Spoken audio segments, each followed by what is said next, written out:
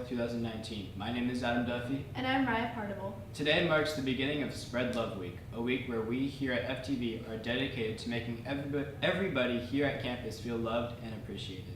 On today's show, you will see a live interview with Mike Walters from the Anaheim Ducks Puck Network. Foothill Television starts now.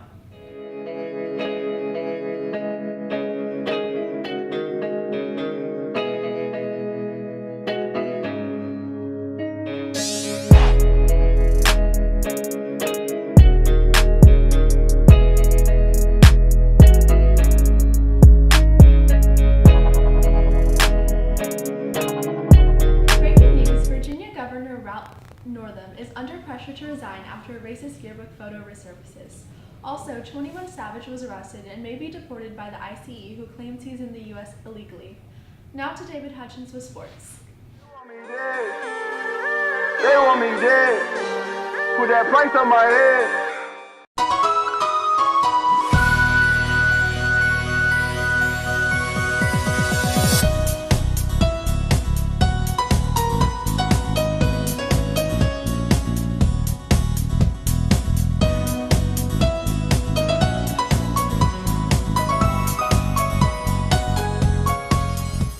Hello, I'm David Hutchins, your sports anchor today. Yesterday, the New England Patriots beat the Los Angeles Rams in Super Bowl 53, which ended up being the lowest scoring Super Bowl ever. Julian Edelman was the most valuable player. This is the sixth Super Bowl victory for quarterback Tom Brady and coach Bill Belichick. There are no Foothill sports today. And now to the coach with Brody O'Neill and Mike Walters from the Anaheim Ducks Puck Network.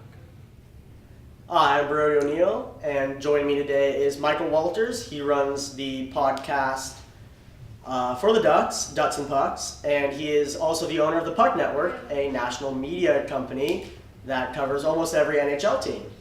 Thanks for having me on, Brody. Yeah, of course. How's it going? Good so far. I mean, the Ducks season maybe not so good, but covering hockey is always a good thing. Definitely. So, going straight into talking hockey, recently, even though the Ducks just came back from the All-Star break, they dropped a 9-3 game to Winnipeg while having some of their better players back, some of the older guys. And how do you feel this reflects the season? What's been going on? Yeah, it's been a tough year for the Ducks for sure, like you talked about. Injuries has been a problem. They did get back a lot of the key players, Eves, Silverberg, in this game. And, of course, Corey Perry's been out with his knee injury for a while. But the team just had issues with consistency. It seems they can't get the offense going this season. They're not able to get sustained pressure on the forecheck and get a lot of good scoring opportunities. They've relied on Gibson basically most of the season. Definitely.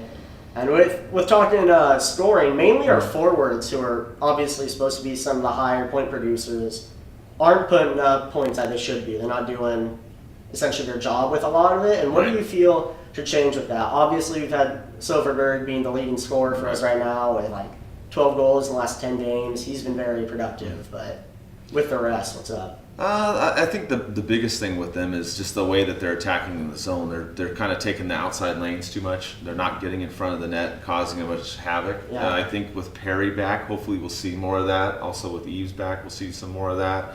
And they're passing. They got to get a little bit better as far as consecutive passes. A lot of times they're doing one or two and then turning the puck over or dumping the puck in too much instead of carrying it in.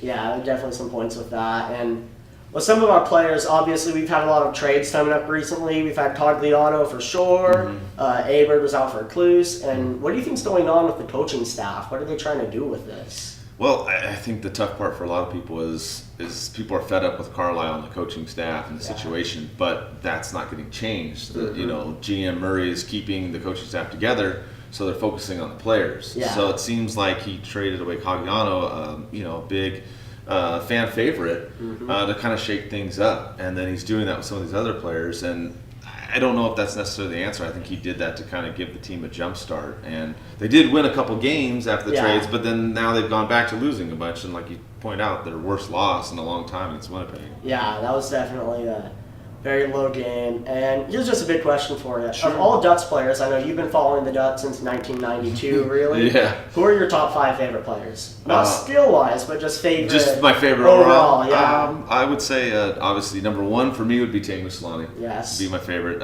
You got to throw Paul Correa in there. Scott Niedermayer, Jaya Shiger, and the Ducks' first goalie, Guy Aber.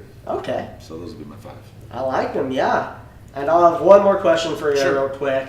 With the Chicago Blackhawks, even though they've recently fired Quenneville and all of them, they were trying to kind of hold on to the old era, back when they were winning, multiple Stanley Cups, and they're keeping their older guys kind of around. Right. Is that a potential that the Ducks are trying to follow, with just trying to keep that old, the mighty Ducks sort of vibe going on? Or should they bring something new going back? I think you still have some guys under contract like that, like you talked about Getzlaf and Perry are still there for a little bit. I think they're going to try to, start to go towards that retooling, rebuilding kind of, terminology if we're looking at it. You have also Kessler too that they've got to figure out. He's been hurt. They don't know what they're going to do with him. So I think that they're going to try to bring in more players and kind of changing of the guard. They got to set that up in the next couple of years, because if they try to just rely on what they have now, it hasn't worked. Yeah. So definitely, yeah.